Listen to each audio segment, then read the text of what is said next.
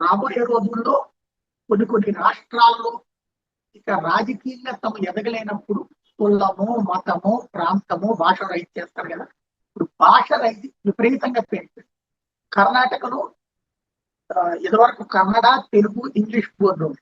ఇప్పుడు కన్నడనే పెద్ద పెద్ద అక్షరాలతో ఉన్నారు, ఇంగ్లీష్ చిన్న అక్షరాలతో ఉన్నారు. తెలుగు పెట్టడానికి వీల్లేదు, లేదా తమిళ్ పెట్టడానికి వీల్లేదు. పెడితే రచ్చ. అలాగే తమిళనాడులో సేమ్. ఇదివరకు తమిళంతో పాటుగా తెలుగు బోర్డులు ఉండేవి, ఇంగ్లీష్ బోర్డులు ఉండేవి. ఇప్పుడు అసలు తెలుగు ఉండడానికి వీల్లేదు, ఇంగ్లీష్ సైజ్ తగ్గించుకోవాలి, పెద్ద ఎత్తున తమిళ బోర్డులే ఉన్నాయి. ఈవెన్ గవర్నమెంట్ అదే రూట్ పాటిస్తున్నారు. ఇప్పుడు ఇదే కాన్సెప్ట్ మరాఠీ సైన్ బోర్డ్స్ కూడా 30 రోజుల్లోపు అన్ని షాపులు, హోటల్స్, ఆఫీసెస్, బిజినెస్లు మస్ట్ గా మరాఠీ సైన్ బోర్డ్స్ ఏర్పాటు చేయాలా.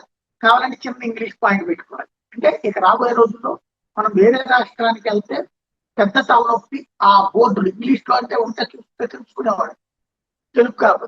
కానీ ఇప్పుడు అది పెద్ద ప్రాబ్లం రాబోతుంది.